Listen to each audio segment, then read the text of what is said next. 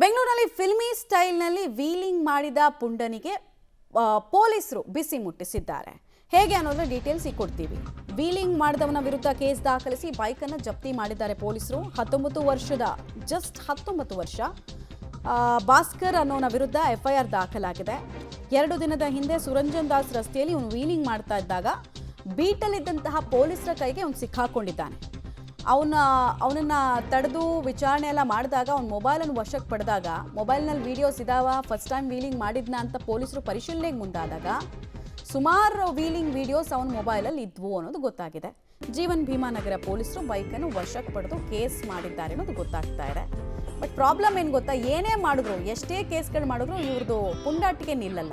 ಶಿಳ್ಳೆ ಕೆತ್ತ ರೀತಿ ಇದೆ ನೋಡೋದಕ್ಕೆ. ಬಿದ್ದರೆ ಸಾವರಿಸ್ಕೊಳ್ಳೋಕ್ಕೂ ಆಗಲ್ಲ ಅವನಿಗೆ. ಬೈಕ್ ಜೊತೆಗೆ ಅವ್ನು ಬಿದ್ದ ಅಂದರೆ ಎದ್ದು ನಿಂತ್ಕೊಳ್ಳೋಕ್ಕೂ ಆಗಲ್ಲ ಅಂಥವನು ಹಿಂಗೆ 5 ಸೆಕೆಂಡ್ 6 ಸೆಕೆಂಡಲ್ಲಿ ಬಿಲ್ಡಪ್ ವಿಡಿಯೋ ಮಾಡೋಕ್ಕೆ ಹೋಗಿ ಈಗ ಪೊಲೀಸರ ಕೈಗೆ ತಗಲಾಕೊಂಡಿರೋದು. ನಮ್ಮ ಕಾನೂನು ಹಾಗೇ ಇದೆ ಈ ವಿಚಾರದಲ್ಲಿ, ವೀಲಿಂಗ್ ವಿಚಾರದಲ್ಲಿ. ಏನು ಸೆಕ್ಷನ್ ಅಬ್ಬಬ್ಬ ಅಂದರೆ ಒಂದು 6 ತಿಂಗಳು ಇವನನ್ನು ಜೈಲಲ್ಲಿ ಇಡೋದಕ್ಕೆ ಅವಕಾಶ ಇದೆ. ಅಬ್ಬಬ್ಬ ಅಂದರೆ ಒಂದು 10,000 ಫೈನ್ ಹಾಕೋಕ್ಕೆ ಅವಕಾಶ ಇದೆ, ಇಲ್ಲ DL ಕ್ಯಾನ್ಸಲ್ ಮಾಡೋಕ್ಕೆ. ಬಿಟ್ಟರೆ ಸ್ಟ್ರಿಕ್ಟ್ ಆ್ಯಕ್ಷನ್ಸ್ ಇಲ್ಲ. ಆಮೇಲೆ ಫೋನ್ ಮಾಡಿಸ್ಬಿಡ್ತಾರೆ, ನನಗೆ ಅವ್ರು ಗೊತ್ತು, ಇವ್ರು ಗೊತ್ತು, ಶಾಸಕರು ಗೊತ್ತು, ನಾನು ಅವ್ರ ಹುಡುಗ ಇವ್ರ ಹುಡುಗ ಅಂತ ಫೋನ್ ಮಾಡಿಸ್ಬಿಡ್ತಾರೆ. ಸೊ ಪೊಲೀಸರು ಸ್ಟ್ರಿಕ್ಟಾಗೂ ಆ್ಯಕ್ಷನ್ಸ್ ತೊಗೊಳಕ್ಕಾಗಲ್ಲ.